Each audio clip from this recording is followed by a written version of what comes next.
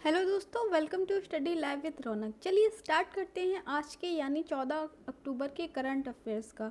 ये सेशन बहुत ही इंपॉर्टेंट होने वाला है, सभी महत्वपूर्ण प्रश्नों को लिया गया है। एक रिक्वेस्ट है आपसे कि अगर आप चैनल पे नए हैं तो प्लीज़ चैनल को सब्सक्राइब कर लीजिए। यहाँ आपको डेली करंट अफेयर के साथ साथ जीके के मॉक टेस्ट भी प्रोवाइड कराए जाते हैं। तो चलिए शुरुआत करते हैं। पहला प्रश्न लेंगे अपना हम, और पहला प्रश्न है आपका, विश्व प्रवासी पक्षी दिवस कब मनाया जाता है? ऑप्शन में है आपके 10 अक्टूबर, 25 नवंबर, 14 अक्टूबर या 26 दिसंबर। तो ये आपका मनाया जाता है। ऑप्शन नंबर सी यहाँ पर राइट हो जाएगा। 14 अक्टूबर को विश्व प्रवासी पक्षी दिवस मनाया जाता है। कब मनाया जाता है? 14 अक्टूबर को। चलिए इससे जुड़े कुछ इंपॉर्टेंट पॉइंट देख लें। और आपके इंपॉर्टेंट पॉइंट है यहाँ पर कि विश्व प्रवासी पक्षी दिवस वर्ष में 2 बार मनाया जाता है। ठीक है, कब मनाया जाता है? यह वर्ष में 2 बार मनाया जाता है। 13 मई और 14 अक्टूबर को विश्व प्रवासी पक्षी दिवस के रूप में मनाया गया। ठीक है, कब? 14 अक्टूबर और 13 मई को मनाया गया, वर्ष में 2 बार। और इस साल फॉल उत्सव जो है वो 14 अक्टूबर को है। ठीक है, जो आज ही का दिन है। और इस साल अगर 2023 की थीम है आपकी, 2023 की theme water sustaining bird life. ठीक है, क्या है? वाटर सस्टेनिंग बर्ड लाइफ 2023 की थीम है विश्व प्रवासी पक्षी दिवस की। यह एक ऐसा दिन है जो प्रवासी पक्षियों और उनके संरक्षण के प्रयासों के महत्व पर प्रकाश डालता है। ठीक है, तो कब मनाया गया? ये वर्ष में 2 बार मनाया जाता है। तो अक्टूबर में ये 14 अक्टूबर को मनाया गया है। चलिए नेक्स्ट क्वेश्चन लेते हैं। नेक्स्ट क्वेश्चन है आपका, हाल ही में जारी हुई जो ग्लोबल हंगर इंडेक्स है, वैश्विक भूख सूचकांक जो है, 2023 में भारत को 125 देशों में कौन सा स्थान प्राप्त हुआ है? ऑप्शन में है 101, 104, 107 या 111। तो यहाँ आपका राइट आंसर है ऑप्शन नंबर डी। भारत को जो है वो 125 देशों में 111वां स्थान प्राप्त हुआ है, जो कि बहुत ही सोचने वाली बात है। ठीक है, इंपॉर्टेंट पॉइंट पे चलते हैं कि हाल ही में जारी हुई ग्लोबल हंगर इंडेक्स 2023 के अनुसार भारत ने एक डरावनी वाली रिपोर्ट सामने आई है। ठीक है, एक डरावनी रिपोर्ट सामने आई है ग्लोबल हंगर इंडेक्स 2023 की, क्योंकि 125 देशों की रैंकिंग में भारत का जो स्थान है वो 111वां है। सोचिए, कितनी सोचने वाली बात है ना कि 125 देशों में भारत का स्थान 111वां आया है। और अगर हम पड़ोसी देशों से भारत की तुलना की जाए तो भुखमरी की मोर्चे पे भारत के हालात पाकिस्तान, बांग्लादेश और श्रीलंका से भी खराब हैं। ठीक है, क्योंकि इस बार श्रीलंका का स्थान है जो वो है आपका 160वां स्थान है, पाकिस्तान का 102 नंबर पे है, बांग्लादेश आपका 81 और नेपाल आपके 69 नंबर पे है। और जबकि भारत का है, भारत का स्थान आपका है 111वां। तो सच में ये बहुत ही सोचने वाली बात है। वहीं अगर हम बात करें 2022 में, तो इससे पहले वर्ष 2022 में 121 देशों की लिस्ट में भारत को 107 नंबर था। ठीक है, पिछली साल 2022 में 121 देशों के लिस्ट में भारत कौन से नंबर पे था? 107 नंबर पे था। वहीं अगर बात करें हम 121 में, तो 2021 में, तो 2021 में भारत की रैंक 101 थी। लेकिन इस साल जो है वो सोचने वाली और गंभीर बात है कि 125 देशों की सूची में अब जो है वो 111 नंबर पर है। चलिए नेक्स्ट क्वेश्चन लेते हैं। और नेक्स्ट क्वेश्चन है आपका, हाल ही में किस कंपनी को नवरत्न का दर्जा दिया गया है? ऑप्शन में है TCS company limited, RITES limited, Reliance Jio limited, Adani group limited. ठीक है, तो यहाँ पर राइट आंसर है आपका option number B, RITES limited को हाल ही में कंपनी का नवरत्न का दर्जा दिया गया है। ठीक है, कौन सी कंपनी को? राइट्स लिमिटेड जो है, यहाँ पर इसका फुल फॉर्म दिया गया है। राइट्स मतलब rail India technical and economic service limited, यानी राइट्स। इसको हाल ही में नवरत्न का दर्जा दिया गया है। चलिए इससे जुड़े कुछ महत्वपूर्ण तथ्य देख लें। रेल मंत्रालय के तहत एक प्रमुख केंद्रीय सार्वजनिक क्षेत्र उद्यम यानी सीपीएससी, ठीक है, केंद्रीय सार्वजनिक क्षेत्र उद्यम सीपीएससी राइट लिमिटेड ने प्रतिष्ठित नवरत्न का दर्जा हासिल कर लिया है। ठीक है, अब ये किस में कंपनी शामिल हो गई है? भारत में जो 15 नवरत्न कंपनियां हैं, अब ये राइट्स लिमिटेड वो है, ये 16वां नंबर की कंपनी बन गई है। ठीक है, 16वें नंबर की सीपीएससी बन गया है केंद्रीय सार्वजनिक क्षेत्र उद्यम बन गया है राइट्स। और राइट्स है क्या, तो आपको बता राइट्स लिमिटेड परिवहन, बुनियादी ढांचा, परामर्श, रेलवे निरीक्षण, रोलिंग स्टॉक लीजिंग और रखरखाव के लिए यूज में आता है। ठीक है, सेवाएं प्रदान करता है आपका राइट्स, रेलवे पर आधारित है। और भारत में मौजूदा 15 नवरत्न कंपनियों की सूची यहाँ पर दी गई है। पहली है आपकी भारत इलेक्ट्रॉनिक्स लिमिटेड, भारतीय कंटेनर निगम लिमिटेड, इंजीनियर्स इंडिया लिमिटेड या हिंदुस्तान एयरोनॉटिक्स लिमिटेड, महानगर टेलीफोन निगम लिमिटेड। 6 नंबर पे है आपकी नेशनल एल्यूमिनियम कंपनी लिमिटेड। ठीक है, सात है आपकी राष्ट्रीय भवन निर्माण निगम limited, Neyveli lignite corporation limited. 8वीं है आपकी एनएमडीसी लिमिटेड, राष्ट्रीय इस्पात निगम लिमिटेड।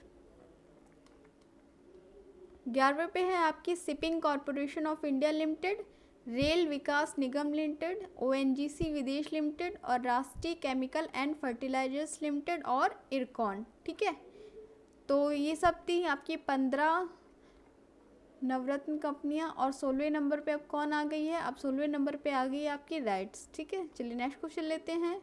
और नेक्स्ट क्वेश्चन है आपका, प्रतिवर्ष दुनिया भर में विश्व दृष्टि दिवस किस तारीख को मनाया जाता है, ये आपसे पूछा जा रहा है। वर्ल्ड साइट डे किस तारीख को मनाया जाता है, तो अक्टूबर महीने के दूसरे गुरुवार को, अक्टूबर महीने के दूसरे शुक्रवार को, या अक्टूबर महीने के दूसरे शनिवार को, या अक्टूबर महीने के दूसरे रविवार को। तो ये मनाया जाता है ऑप्शन नंबर ए, अक्टूबर महीने के दूसरे गुरुवार को। ठीक है, कब मनाया जाता है, अक्टूबर महीने के दूसरे गुरुवार को मनाया जाता है।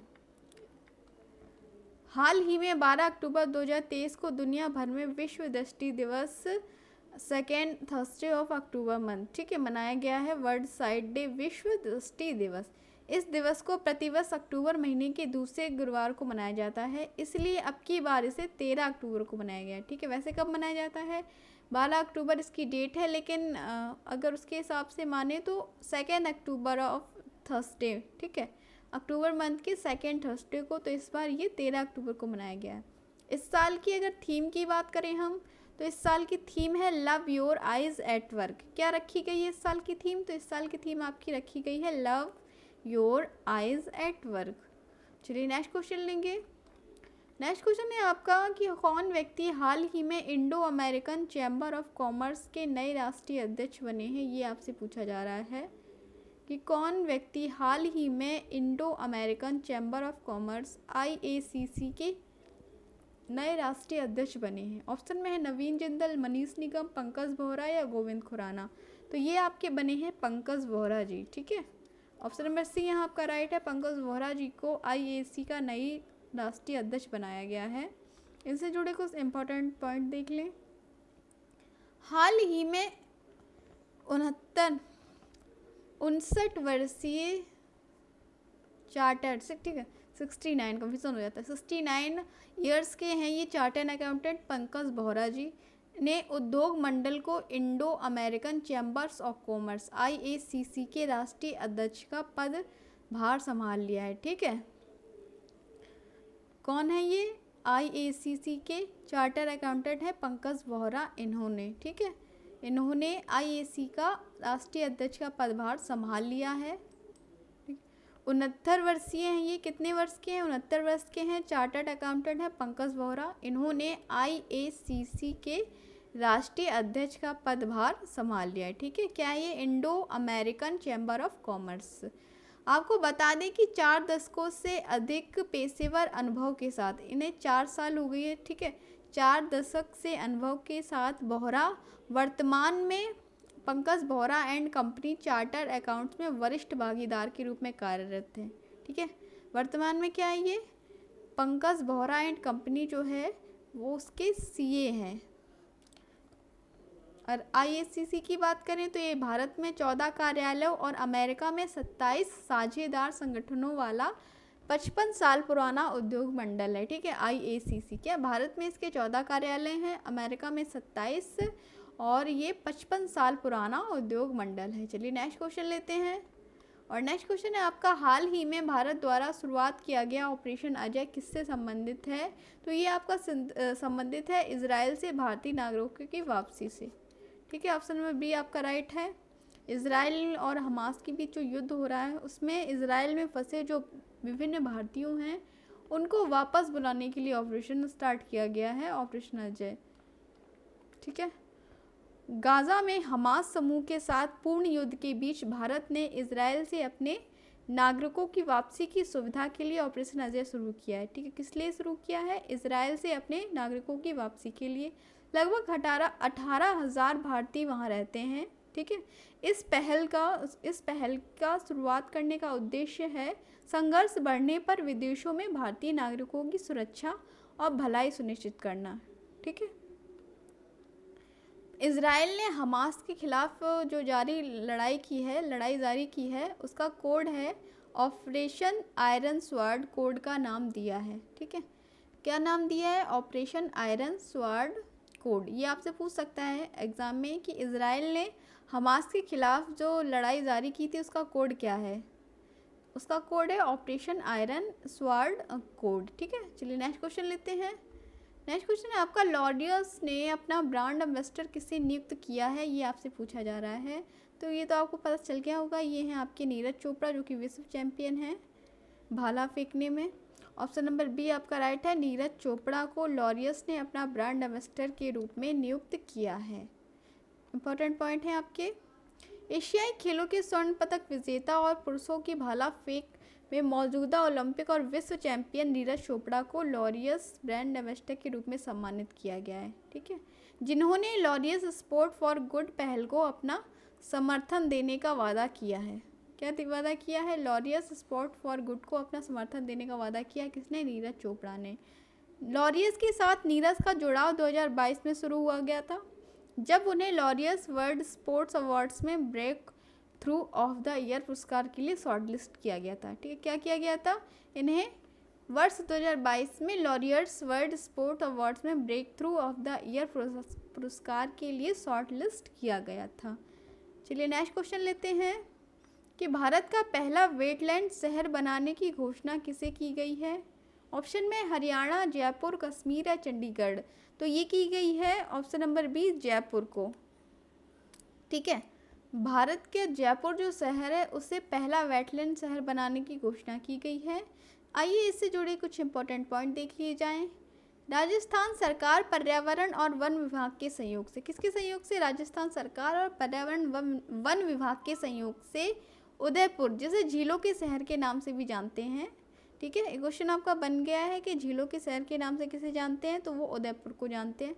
भारत का पहला वेटलैंड शहर बनाने का लक्ष्य रखा हुआ है। ठीक है, इससे अंतर्राष्ट्रीय प्रमुखता को बढ़ावा मिलेगा।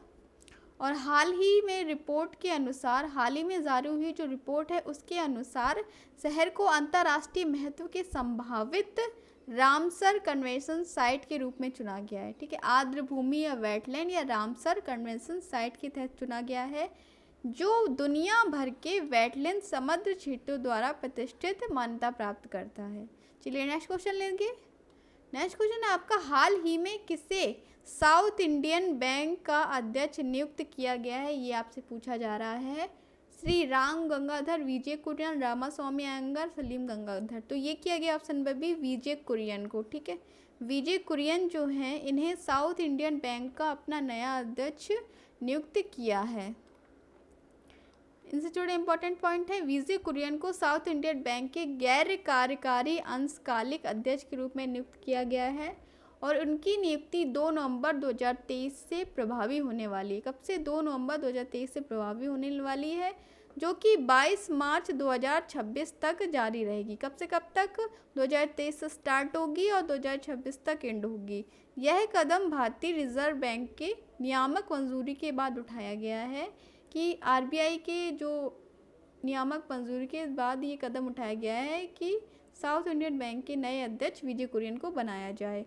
साउथ इंडियन की बात करें तो इसका मुख्यालय जो है वो त्रिशूर, केरल में है। कहाँ पर?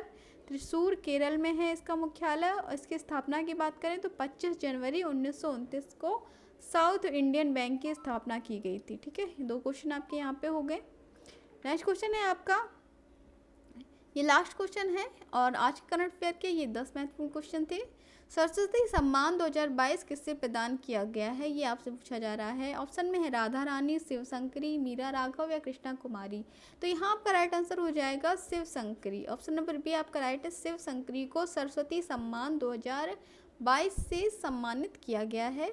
आइए इससे जुड़े कुछ महत्वपूर्ण तथ्य देख लिए जाएं। और आपके महत्वपूर्ण तथ्य हैं, तमिल लेखिका श्रीमती शिवशंकरी को 2022 में उनकी आत्मकथा सूर्यवासम के लिए महत्वपूर्ण सरस्वती सम्मान से सम्मानित किया गया है। ठीक है, किस लिए सम्मानित किया गया, कौन है ये, एक तमिल लेखिका हैं जिन्हें 2022 में उनकी आत्मकथा है उनकी सूर्यवासम, उसके लिए उन्हें सरस्वती सम्मान सम्मानित किया गया है। किसके द्वारा दिया गया है पुरस्कार, तो के बिरला फाउंडेशन के द्वारा ये पुरस्कार दिया गया है। और इसे किसने दिया है, तो इसे पूर्व संघ मंत्री एम वीरप्पा मोइली ने उन्हें प्रदान किया है। ठीक है, इसमें क्या क्या मिला है, एक प्रशस्ति पत्र और 15 लाख रुपए का पुरस्कार प्रदान किया गया है सरस्वती सम्मान के तहत। क्या क्या मिला है, एक प्रशस्ति पत्र, एक प्लेक और एक 15 लाख रुपए का पुरस्कार सरस्वती सम्मान द्वारा दिया गया है।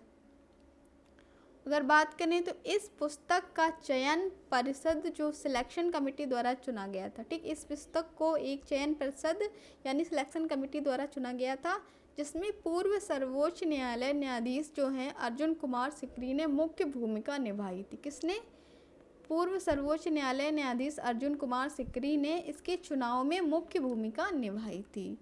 ठीक है फ्रेंड्स, तो ये थे आपके आज के टुडे करंट अफेयर्स के 10 महत्वपूर्ण प्रश्न। ठीक है, और अगर हम थोड़े दिन पहले एक वीडियो मैंने डाली थी वीकली करंट अफेयर्स चैनल पे पड़ी है, तो आप 3 से लेके 10 तारीख का जितना भी करंट अफेयर है आप वहाँ क्वेश्चन सारे इंपॉर्टेंट क्वेश्चन है, तो आप वो वीडियो भी देख लीजिएगा। और यहाँ अब डेली करंट अफेयर्स की सीरीज हम शुरुआत कर रहे हैं, तो चैनल पे नए हैं चैनल को सब्सक्राइब ज़रूर कर लीजिए। कोई आपका सजेशन हो तो वो कमेंट बॉक्स में आप ज़रूर बताइएगा। ठीक है, तो चलिए, goodbye and take care for all examination.